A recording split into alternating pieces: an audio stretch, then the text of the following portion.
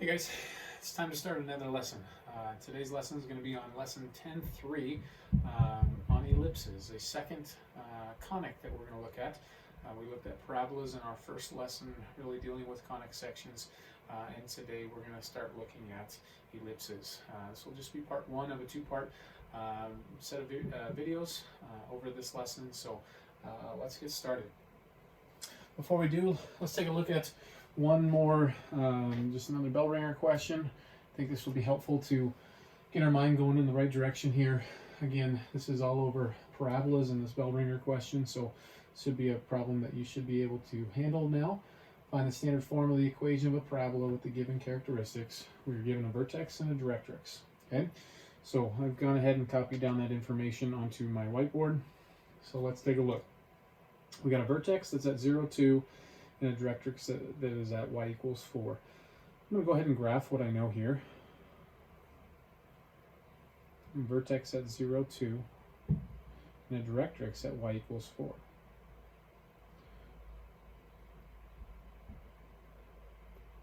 So there is our directrix, and there is our vertex. Now, a parabola and has a vertex, and then it does not curve and ever touch the directrix. It curves away from the directrix. So in that case, I know that this parabola is going to open down. Okay, and if my directrix is at 4, which is 2 units away up, then that means my focus is 2 units down, which would be at the origin. Okay, so this parabola is going to open around the focus like that. Now, if I'm going to write the standard form, I know that this is a parabola that opens down, and so this is going to be one that has x squared, and so I'm going to go ahead and start with the generic write-up of this. X minus h quantity squared equals 4p times y minus k. Now, h and k are the vertex, and we know that that's at 0, 2, so I can go ahead and plug that in there. So x minus h being the x-coordinate of the vertex, 0, so x squared equals 4p times y minus k, k being the y value or y-coordinate of the vertex, so y minus 2. So we're left with just needing p in order to finish writing the standard form of this parabola.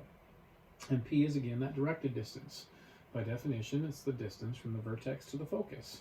Distance from vertex to the focus is 2, but it's a directed distance. It's 2 down. So that means that p is negative. So p equals negative 2. Thus, our actual standard form is x squared equals negative 8 times y minus 2. Okay? And so that is the answer to this question, the standard form of the parabola. Okay, enough about parabolas. Let's start working with ellipses. So, lesson 10.3 is all about ellipses. Kind of oval-like shapes is what we're looking at here. We're only going to focus in this first part on writing equations of ellipses in standard form and then graphing ellipses. We'll deal with some of the other stuff, these other objectives in the next lesson, or the next half of the lesson, I should say. Okay, so there's a pretty lengthy introduction to get into what are ellipses, how are they defined, and things like that. So let's start there. You're going to have some perseverance to push through a lot of this really important information that's going to serve as a background for what we're going to be doing here with ellipses when we actually get to questions and things like that. All right, so again, remember we're taking this approach, this geometric approach to defining these conic sections in this text. And so we've already talked about how a parabola is a set of points that are equidistant from the focus and from the directrix. Well, we have a different definition for an ellipse. An ellipse is a set of all points, or the locus, the collection of all points, in a plane where the sum of whose distances from two distinct points, the foci, is constant. Okay, so you've got a nice picture right there. The picture says, what do they say? A picture says 1,000 words, right? Well, I don't know how many words are in that little blue box, nowhere near 1,000, but that picture does it really, really nicely. you've got any point on that ellipse, x comma y, and the two distances from that point to the two foci, d1 and d2, if I add those distances together, it'll be constant, no matter where I have a point on that ellipse. In fact, this is one way that you can always draw an ellipse, and I think we'll see this on a slide coming up. If you were to take a piece of string and tack down the two ends of the string and then pull a pencil tight or taut to the string and start moving that string, or not, sorry, not moving the string, moving that pencil, keeping the string taut all the way around, you'd form a ellipse. And where you fix those two ends of the string down, those would be the foci of that ellipse. So anyways, really interesting way that you all could draw an ellipse really easily at home. All right, so some very important vocabulary that we need to be familiar with. Okay, the line that goes through the foci will intersect the ellipse at 2 points. We call those 2 points vertices. Okay, now that line segment that goes through the two foci is called, or that chord is called the major axis. Okay, so the major axis has as a midpoint its center, the center of the ellipse. So again, that figure 10.20 there on the corner is telling everything really of what this slide is saying in words. But it's so important that you understand we have a major axis and a minor axis. On the major axis is the vertices, the foci, and the center. That's kind of why we call it the major axis. The other reason we call it the major axis is the major axis will always be the bigger axis. Okay. The minor axis will always be the smaller one. Okay, so the minor axis is, like it says there, a chord that's perpendicular to the major axis, and the endpoints of the minor axis are not called vertices, though they are key points that we will often be able to find and use to graph our ellipse. And so it's not uncommon when I teach this in person where I'll call those the non-vertex vertices, because they're not technically called vertices, but those are pretty key points that we end up graphing. Okay, but technically we have two vertices of an ellipse, we have two foci of an ellipse, we have one center, and they all live on the major axis, and then the perpendicular axis to that is the minor axis. Okay, this was the slide that I was referencing earlier. Here's how you can visualize an ellipse and everything. So all right, so these next set of slides get into, okay, if that's how an ellipse is defined, can we come up with an equation? Since we know that I can add two distances together no matter what point I'm at, the distances to the foci, no matter what point I'm at on the ellipse, can I come up with some type of equation to represent an ellipse? And that's what all of these are gonna start leading us towards. Okay, so we have to consider everything very, very generically if we're going to do this. So they start with the center of the ellipse being h comma k, which is very common to use h comma k to represent a center. They represent any point on the ellipse as x comma y, and then they're going to introduce to you three very important letters here, A, B, and C. Okay, so as you look at this picture, A is the distance from the center to either vertex. Okay, so very important, you might want to write that down. A is the distance from the center to the vertex. B is the distance from the center to the non-vertex. Okay, and lastly, C is the distance from the center to the foci. Now, it's easy for me to remember C being the distance from the center to the foci because center starts with that same C sound. Foci has that same C sound in there. So to me, that's pretty easy. So that's kind of how I help myself remember C is involved there. Another way of saying it is A is half of which axis? Hopefully you're answering the major axis. and b is half of the minor axis. Okay, so you could write down in your notes that you know that the major axis is 2a, the minor axis is always 2b. Okay. Okay, now they are trying to show you a relationship here, in that what they're doing here is they say 2 times the square root of b squared plus c squared equals 2a. So what they just did is, let's see if I can help you understand this here.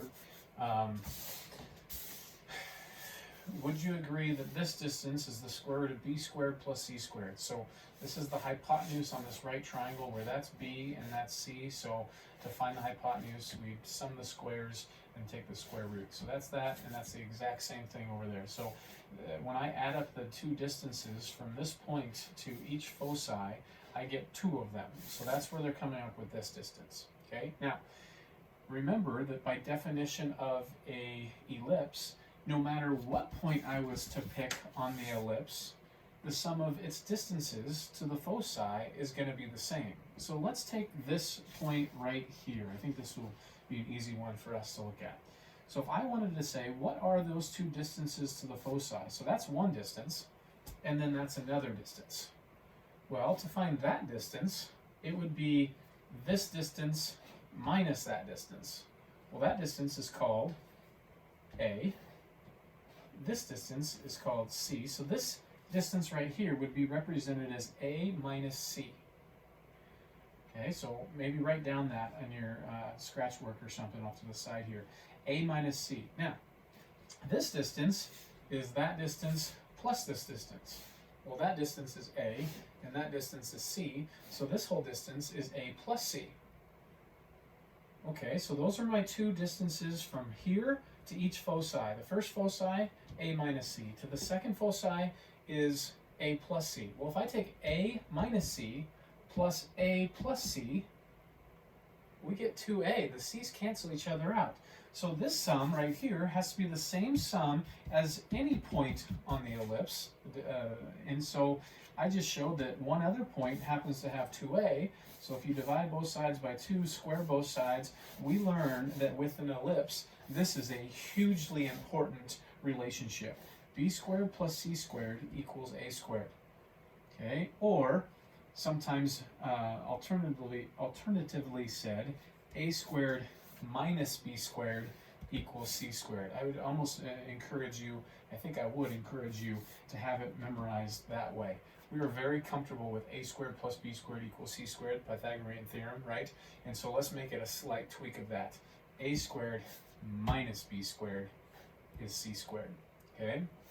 So that is a hugely important piece of information because it's not uncommon that we're going to know C and we're going to know B and we need to find A, all right? So anyways, that's how that develops, okay? And that's what they're showing right there. That's what I just showed on that last picture. If you were to take a vertex point, the constant sum is A plus C plus A minus C, and we get 2A. Okay? So the constant sum is just the length of the major axis. All right? On every single ellipse, no matter which point I take, if I find the sum to each of the foci, it'll be exactly the same as the length of the major axis. Okay? All right. So now they're saying let's generate an equation for this. What you have right there with those ugly square roots are it's just simply the distance formula. You have a difference in x's squared plus a difference in y's squared, all square rooted. So what they're doing is, if I were to go back to this picture, what they're doing is this. If this point right here is c units away horizontally from this, then I could represent this ordered pair as h plus c, comma k. That point right there, the other foci, would be h minus c, comma k. So they're going to use the distance formula with x comma y and h minus c, comma k, find that distance. Then they're going to find this distance. And then they're going to add them together. And then they're going to square root it, because that's how you do the distance formula. Sorry, back up.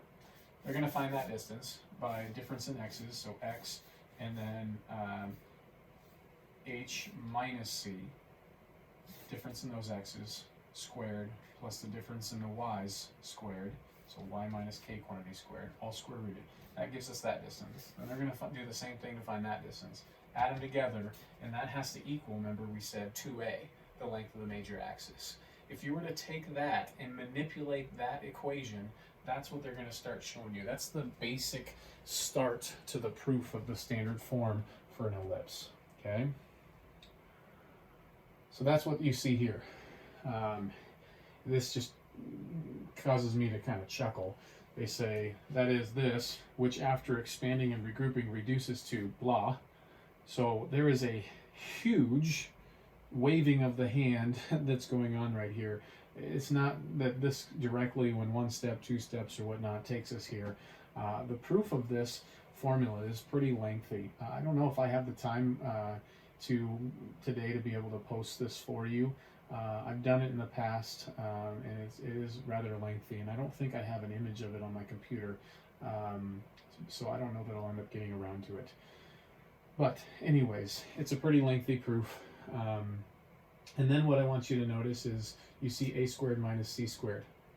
Well, remember I wanted you to remember a certain relationship, that a squared minus b squared equals c squared. Well, another manipulation of that is a squared minus c squared is b squared.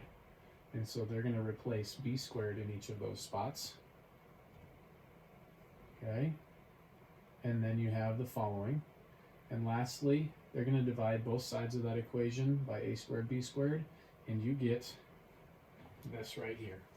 So this right here is the standard form of an ellipse where its major axis is horizontal, okay? So another way of thinking is stretch more horizontally, all right? It would be a very, very similar, in fact, just about identical proof to do this, to come up with what would it look like stretched vertically, okay? And basically, the big idea is if it's stretched vertically, this stuff is right here, and this stuff is right here, okay? So one thing that's, remember A is half of the major axis, and so notice where A is. A is underneath that first fraction, okay? And so that tells us the direction of this ellipse. Okay, if A is under X, we know that this is a horizontal ellipse. If A happens to be under B, sorry, if A happens to be under Y, then we know it's a vertical ellipse. Okay? All right. So here is where they summarize what we just talked about. Okay, so again, I would encourage you to, I know that you look at this and you see 4 different standard equations. Really, I want you to be able to summarize this, where we get x minus h quantity squared either over a squared or it's over b squared. It just depends on what is your major axis. If your major axis is vertical, then you're going to have a, which is related to that major axis, right? It's half of it. You're going to have it under the y. If it's a horizontal major axis, it's going to be under the x. Okay. Here's where they state that the minor axis is of length 2b, the major axis is of length 2a. On an ellipse, it is always true that a is bigger than b. I said that earlier. This is why we use those terms major and minor axis. Okay. The foci always live on the major axis, and they're c units from the center. And there it is again, c squared equals a squared minus b squared. Again, that's kind of the form that I would encourage you to have it memorized in. A squared minus b squared equals c squared. Okay? And then the last two are just if we were dealing with an ellipse that was centered at the origin. If I let h and k both be 0, you would get those two other standard forms. Okay? So, all right.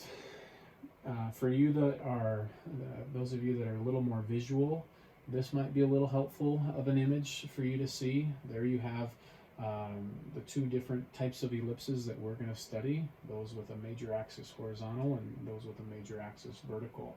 And so there you get to see what we're talking about and how their standard forms are slightly different. Okay? So Important thing for you to realize, different from parabolas, is that both x and y are squared with an ellipse. Okay, so here we're asked to find the standard form of the equation of the ellipse that has a foci at 0, 1 and another one at 4, 1, and major axis is of length 6 as shown in the figure. Now, picture was not necessary. From that information we could draw the picture, and so let's do that. It's kind of nice to finally get to a question that has that's or an actual problem in this. Okay, so I encourage you, as I did with parabolas, I think this becomes significantly easier when we're willing to draw a picture. Okay, so I've got 0, 1, 1 foci, 4, 1, another foci. Okay, now remember, the foci live on what? Hopefully you're saying the major axis. So thus, this major axis is horizontal. So I know that I'm dealing with an x minus h quantity squared all over a squared, because it's the horizontal x is the major axis. Okay, it's horizontal. Plus y minus k quantity squared all over b squared equals 1. So I know that I'm dealing with something of this form, but in order for me to finish it out, there's a lot of things I need. I need h, I need k, I need a, I need b. Okay, so where is h and k deal with the center? Where is the center relative to the two foci? Right in the middle. So that would be just by visual inspection, or I could do the midpoint formula if I needed to come up with where the center is. But it sure looks like my center is at 2, 1. Okay, so if that's the case, I can now plug that piece of information in. I can say x minus the x coordinate of the center, 2, quantity squared, all over a squared, plus y minus k, k is the y coordinate of the center, 1, quantity squared all over b squared equals 1. Okay, now there's another piece of information that I know. I know, because of now knowing the center, I know the distance from the center to each foci. What is that called? Center to foci.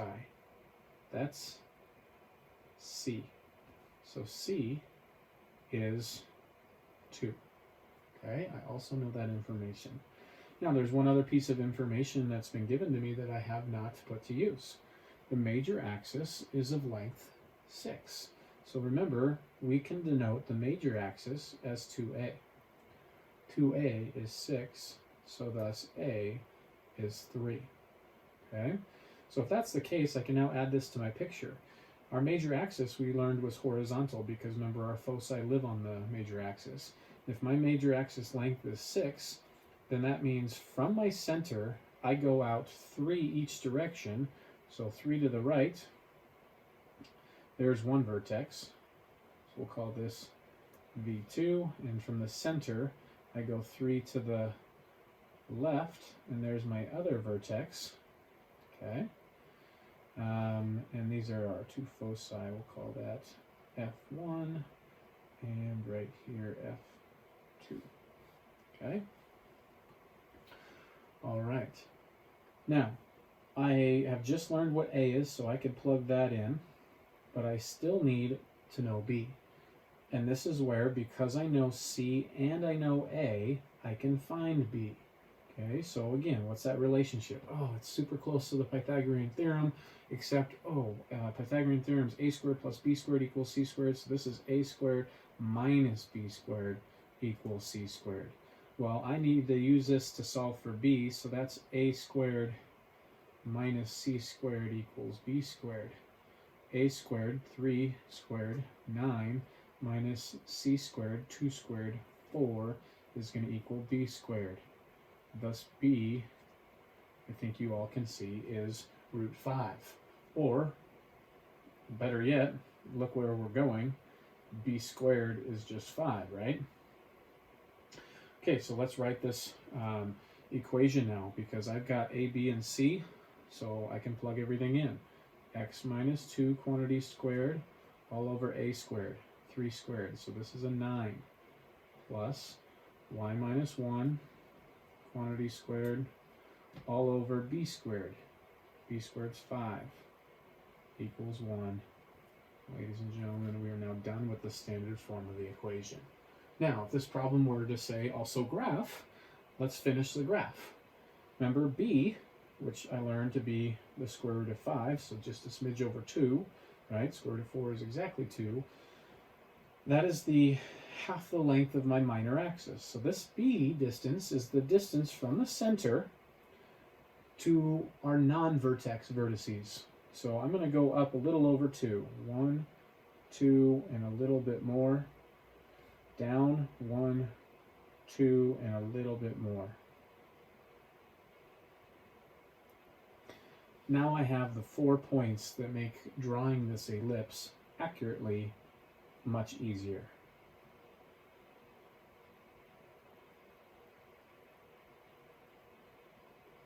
And that's what our ellipse would look like. Okay, so I just put to use that distance right here as b. Okay, so hopefully that helps to not just talk all about all of these different things. What makes this lesson challenging is there's just so much. A, B, C, foci, vertices, major axis, minor axis. That's the hard part, is really digesting all of those new vocabulary words and terms and things like that. Okay, so once you can get down those things, and we don't need to slow down and go, now wait, what is a foci? Okay, I think that's where things are going to pick up for you a little bit. Okay, let's just make sure I didn't goof.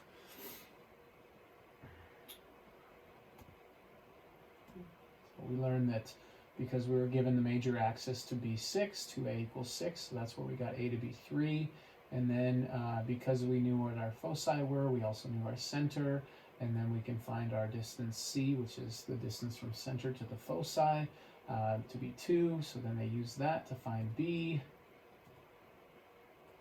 B is root 5. I plugged it in, and they got x minus 2 quantity squared divided by 9 plus y minus 1 quantity squared over 5 equals 1. Okay? All right, let's take a look at a second example. Second example says, sketch the ellipse given by this. Okay, now, we can't get as much information about this ellipse from the equation right here. This would be more considered a general form of an ellipse. This is not the standard form like we just talked about. We keep in mind, we did this similarly with parabolas.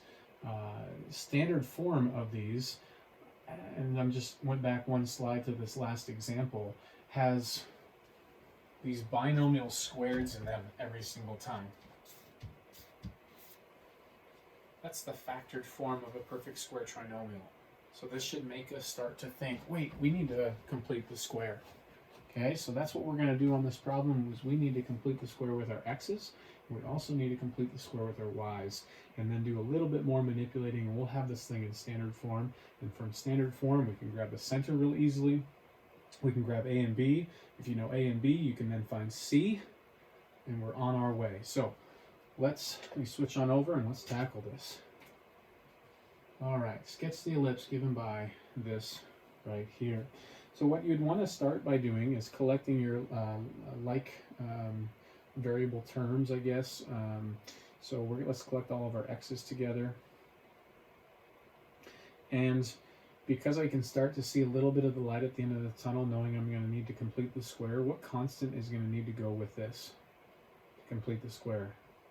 Half of b, square it, 9. Oh, that's the constant that's actually in here. So I'm just going to put it with those two terms, because that is now a perfect square trinomial with my x's.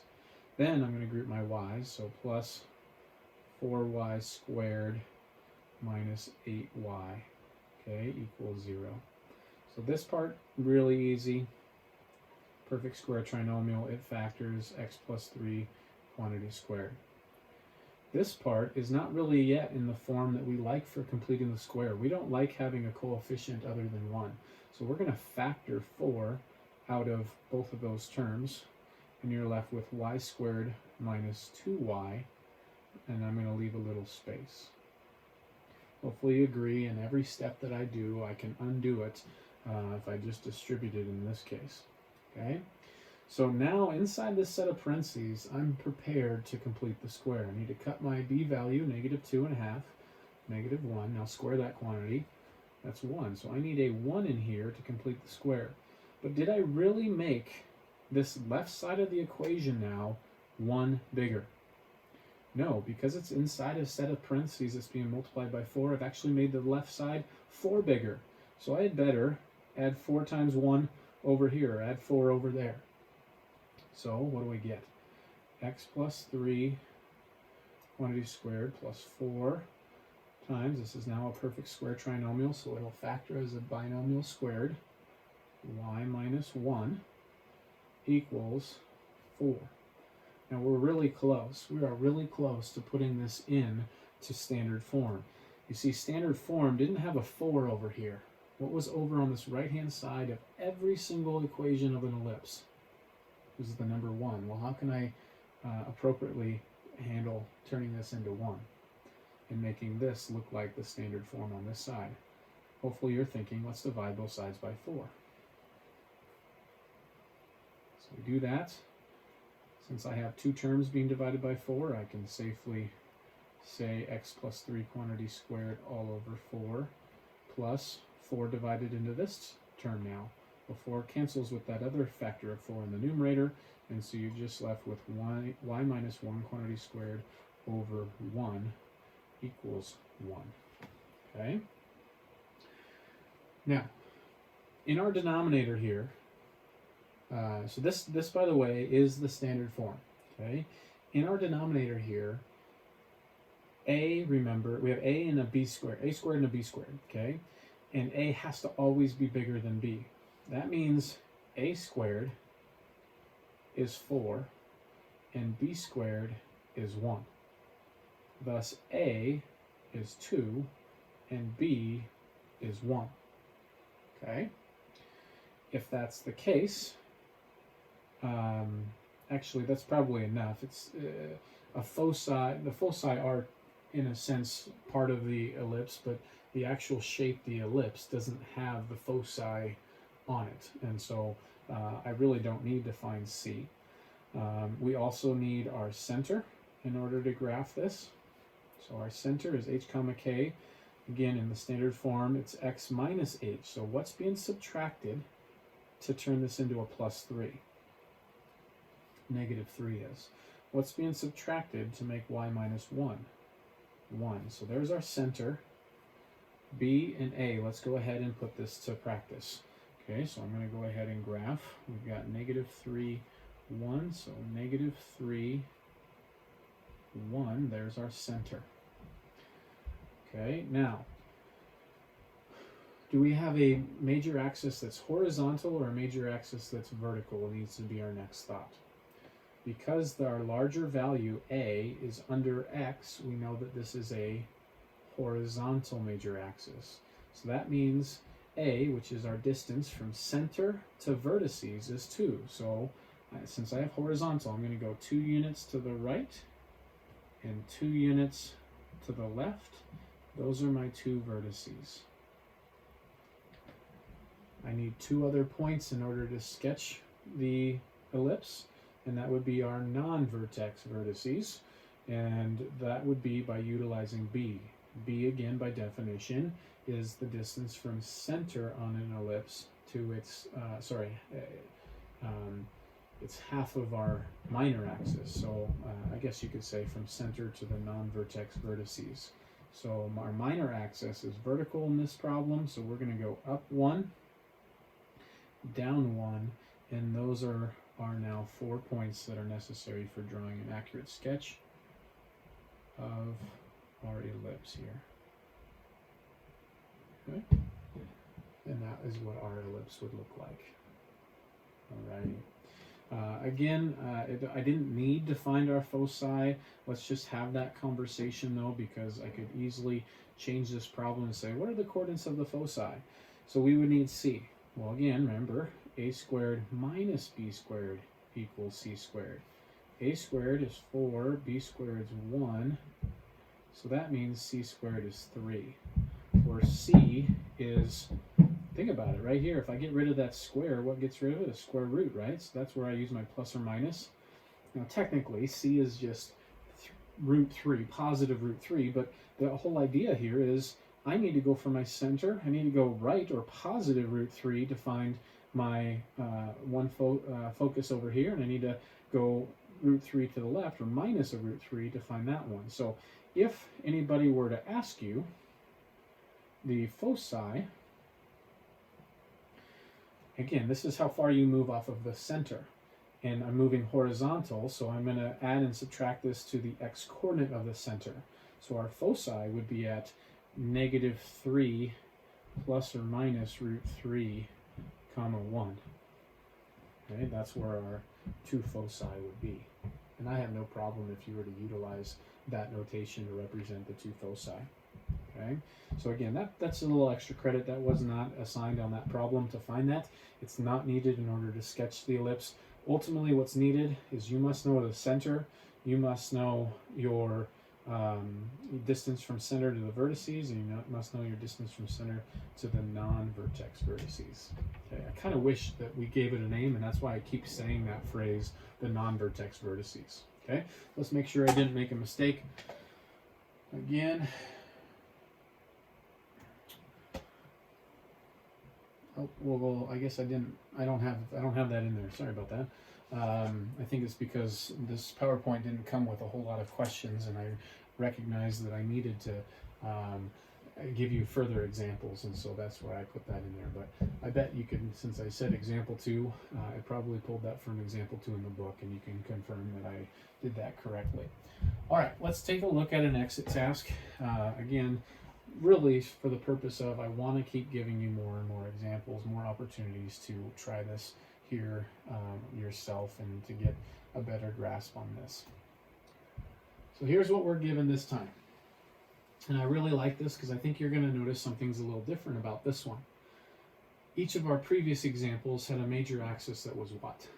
Horizontal. I think you're going to find in this exit task that we have a major axis that's vertical, and so this is really helpful to be able to see one of these as well. Okay, so find the standard form of the equation of the ellipse with the given characteristics. We have the foci and we have the major axis length. Okay. So I've copied that same information down. Once again, let's go to a picture. This is going to be helpful if we can do this. 0, 0, and 0, 8. Let's go by 2s. 2, 4, 6, 8. That was a 4. And these are our foci. Okay. The major axis length is 16. So major axis, you see that? You need to be thinking 2a is 16. So thus a is 8. A, by definition, is the distance from the center to what? The vertices. Remember, the center, the foci, and the vertices all live on the major axis. Okay, so we need to first find where is our center. Center is exactly in the center, hence the name, of the two foci, or in the center of the two vertices. But here we were given the foci, so we know that our center is at 0, 4, right there. Okay, and then 8 is again the distance from center to the vertices. So we're going to go 8 up and 8 down. So 2, 4, 6, 8. Who do we appreciate? And 2, 4, 6, 8. Who do we appreciate? Okay. So again, I don't need to know what the ordered pairs of these vertices are. I just wanted to graph them. And in fact, the graph is not ultimately needed when the question just says find the standard form, but I do think it's helpful. So we now have A being 8. What do I know about C from my picture? C again is the distance from center to the foci. You might be tempted to say 2, but I think it's actually 4, right? Because of my scaling. Okay? So I've got A and C, and if I've got A and C, what else can I find? Hopefully you're thinking B, utilizing that relationship that A squared minus B squared is C squared. So if I want to use this to solve for B, I need to utilize this manipulation of that A squared minus C squared is going to be B squared. Okay? So let's go ahead and do that. A squared, 8 squared, 64, minus C squared, 16, is going to equal B squared. So if I were to take off 16 from 64, I think we get 48 is B squared. Now, I'm going to go ahead and just keep it there because the question ultimately wants the standard form. Okay, so if I'm dealing with standard form of an ellipse that has a vertical major axis, I want to start mine with y minus k squared over a squared. Or if you really like, we certainly could, because we're adding here. If you'd rather keep yours as x minus h quantity squared, you just got to make sure you have b squared in the bottom. It doesn't matter the order in which you add. I would encourage you to get in the habit here maybe of just saying y minus k squared over a squared plus x minus h squared over b squared equals 1. To me, it does not matter. The order of addition is does not matter. It's cumulative. Okay, or the commutative property, I guess, is what applies here. Okay, so let's plug in what we know. H and k come from our center, right? So then I have y minus k, the y value of the center, 4 quantity squared, all over a squared, a being 8, so a squared, 64, plus x minus h. H is the x value of the vertex, 0, so we just have x minus 0 quantity squared, or x squared, over b squared, 48, equals 1. Okay, so there is our standard form of this specific ellipse. Okay, now if I wanted to finish drawing the graph, let's just have that quick conversation here. I need b, not b squared, so b equals root 48, which is, I think, 4 root 3 if I'm not mistaken. 16 times 3 is 48, so 4 root 3, or just a smidge under, square root of 49 is 7, so just a smidge under 7 is what b is. So that means pretty much it's 7. So that would mean I would go 7 each direction. So 2, 4, 6, 8. So 7, 2, 4, 6, 8. So 7, right like that. And this is what our ellipse would look like on that problem. Okay, but again, I know that the question didn't ask for that, but I wanted to at least take you there because, again, you're going to see a variety of different questions in this lesson that are going to ask sometimes maybe for a graph and sometimes not. So I want to make sure you feel like, okay, from the information that we've been given, can we find anything and everything that they're going to ask us for? All right. So hopefully this helps to give you an introduction to ellipses. And there's a lot in here. I get that. So again, please rewatch this video if you need. And again, I think it's so important that you really understand some of the basic vocabulary that we talked about in this lesson. Understand a major axis from a minor axis. Understand that 2a is a major axis, 2b is a minor axis. Understand the relationship that a, b, and c have with one another. The fact that a squared minus b squared is equal to c squared. Understand what does A really represent. It's the distance from the center to either vertex. C, what does it represent? It's the distance from the center to either foci. And so all of those things, once you can get a grasp on what each of those represents, that's where this is going to start making a lot more sense and where you're going to have a lot of aha moments, which is really great. So anyways, I hope this helps. please let me know if you need further assistance. I gladly help any way I can. And tomorrow we will, I guess actually it'll end up being on Monday, we're going to see the other half of this lesson as well. So we'll catch you later. Hopefully you're all doing well and staying safe.